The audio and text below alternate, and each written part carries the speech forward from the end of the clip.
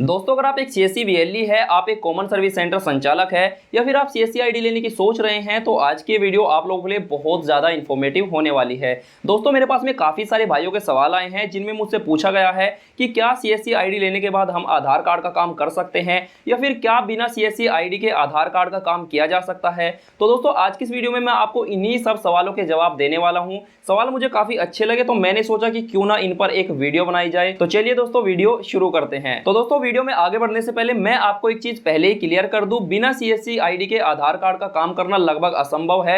अगर आपके पास में सीएससी आईडी नहीं है तो आप आधार कार्ड का काम नहीं कर पाएंगे। आधार कार्ड का काम करने के लिए दोस्तों आपके पास में सीएससी आईडी होना जरूरी है, लेकिन दोस्तों सीएससी आईडी काफी नहीं है। अगर आपको आधार सेंटर लेना है तो उसके लिए आपको एक लंबी प्रक्रिया से गुजरना होता है, जिसपे हम वीडियो में आगे बात करने वाले हैं। तो दोस्तों, यहाँ पे आपका जो दूसरा सवाल था कि क्या बिना सीएससी आईडी की मदद से आधार कार्ड का काम किया जा सकता है, आई होप उसका जवाब आपको मिल गया होगा। अब दोस्तों, हम बात कर लेते हैं कि आखिर हम आधार कार्ड का काम कैसे कर सकते हैं। तो आधार कार्ड का काम करने के लिए सबसे पहले दोस्तों आपके पास में एक अच्छा सा सीएससी सेंटर होना चाहिए और आपके पास में एक सीएससी आईडी होनी चाहिए। अगर दोस्तों आपके पास में सीएससी आईडी नहीं है तो सबसे पहले आपको सीएससी आईडी लेनी होगी। जैसे आप सीएससी आईडी ले लेते हैं उसके बाद दोस्तों आपको एक आईआईबीएफ का एग्जाम देना होता है।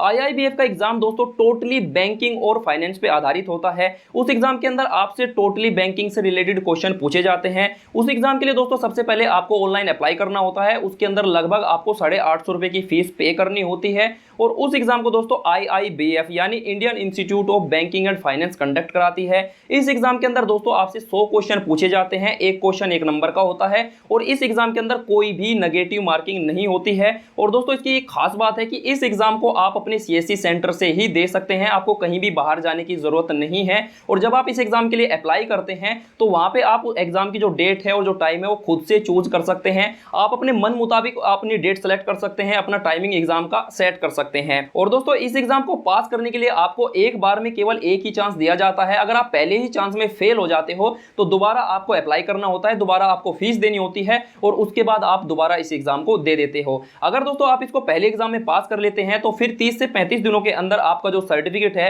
वो आपकी पोर्टल पर अपडेट हो जाता है और उसको आप बाद में डाउनलोड कर सकते हैं। तो जैसे ही दोस्तों आपका आईआईबीएफ का एग्जाम क्लियर हो जाता है उसके बाद आपको एक और एग्जाम देना होता है जो कि होता है आधार कार्ड सुपरवाइजर का। तो दोस्तों आपको आधार सुपरवाइजर का एग्जाम देना होता है। इस एग्जाम के लिए भी दोस्तों आपको ऑनलाइन अप्लाई करना होता है। इसकी जो फीस होती है वो लगभग 450 रुपए होती है। इस एग्जाम के अंदर भी आपसे 100 क्वेश्चन पूछे जाते हैं। एक क्वेश्चन 1 नंबर का होता है और इस एग्जाम में भी कोई भी नेगेटिव मार्किंग नहीं होती है। तो दोस्तों ये जो एग्जाम होता है वो लगभग 100 नंबर का होता है और 100 नंबर में से आपको 55 नंबर लाने कंपलसरी होते हैं। अगर दोस्तों आप 55 नंबर ले आते हैं तो आप इस एग्जाम में पास हो जाते हो। अगर दोस्तों आपके 55 से कम नंबर आते हैं तो आप इस एग्जाम में फेल हो जाते हो। लेकिन दोस्तों मजे की बात यह है कि इस एग्जाम को पास करने के लिए आपको एक बार में 2 चांस दिए जाते हैं। अगर आप पहले चांस में फेल हो जाते हो तो फिर आप 200 रुपए पे करके दोबारा से आपको एक और चांस दिया जाता है। अगर दोस्तों आप उस चांस में भी यानी आप दोनों ही चांस में फेल हो जाते हो तो फिर आपको इस एग्जाम के लिए दोबारा से अप्लाई करना होता है, दोबारा से आपको फीस देनी होती है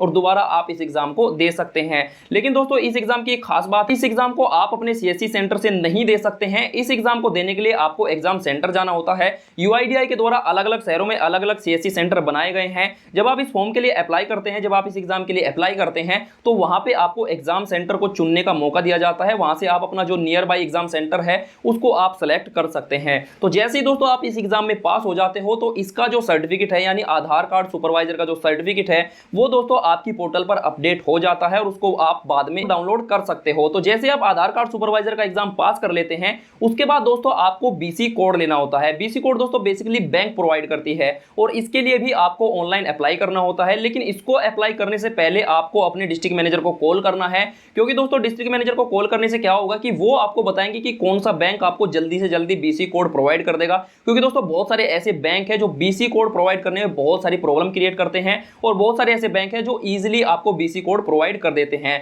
तो आपको क्या करना है, आपको अपने डिस्ट्रिक्ट मैनेजर को कॉल करना है, उनको आपको बोलना है कि सर मुझे आधार सेंटर लेना है, मैंने दोनों एग्जाम क्लियर कर लिए हैं। तो दोस्तों वो आपको एक अच्छा सा बैंक सजेस्ट कर देंगे, तो आपको उस बैंक के लिए अप्लाई कर देना है। और जैसे ही आपकी जो एप्लीकेशन है वो अप्रूव हो जाती है तो आपको दोस्तों यहाँ पे बीसी कोड प्रोवाइड कर दिया जाता है। और बीसी कोड प्रोवाइड करने के बाद दोस्तों फाइनली आपको आधार सेंटर के लिए अप्लाई करना है। आधार सेंटर के लिए कैसे अप्लाई करना है इस पर मैं बहुत जल्दी एक वीडियो लेके आने वाला हूं, तो चैनल को जरूर सब्सक्राइब कर लेना। तो जैसे आप आधार सेंटर के लिए अप्लाई करते हैं तो आपका जो आधार सेंटर है वो कुछ दिनों के बाद दोस्तों यहाँ पे अप्रूव हो जाता है, और जैसे ही आपका आधार सेंटर अप्रूव हो जाता है तो आप अपने सेंटर से आधार कार्ड के लगभग सभी काम कर सकते हैं। जैसे कि आप एक नया आधार कार्ड बना सकते हैं, आधार कार्ड में करेक्शन कर सकते हैं, आधार कार्ड में मोबाइल नंबर और ईमेल आईडी भी लिंक कर सकते हैं। तो दोस्तों ये था आधार सेंटर लेने का पूरा प्रक्रिया, पूरा प्रोसेस। आई होप दोस्तों आपको जानकारी अच्छे से समझ में आई होगी, लेकिन अगर अभी भी आपके मन में कोई डाउट है, कोई सवाल है या फिर कोई सुझाव आप देना चाहते हैं तो कमेंट कर देना। अगर आपको ये वीडियो पसंद आई हो डेफिनेटली यार वीडियो को लाइक कर देना, शेयर कर देना। अगर आप चैनल पर नए हैं, सब्सक्राइब नहीं किया है तो घंटा बजा के करना। अगर दोस्तों मेरी ये वीडियो आपको फेसबुक पर टकरा गई है तो इस पेज को लाइक और फॉलो जरूर कर लेना, क्योंकि यहाँ पे दोस्तों आपको इसी तरीके की वीडियो टकराती रहेगी। तो दोस्तों मैं मिलता हूं आपसे किसी और नेक्स्ट वीडियो में, तब तक आप अपना ख्याल रखना।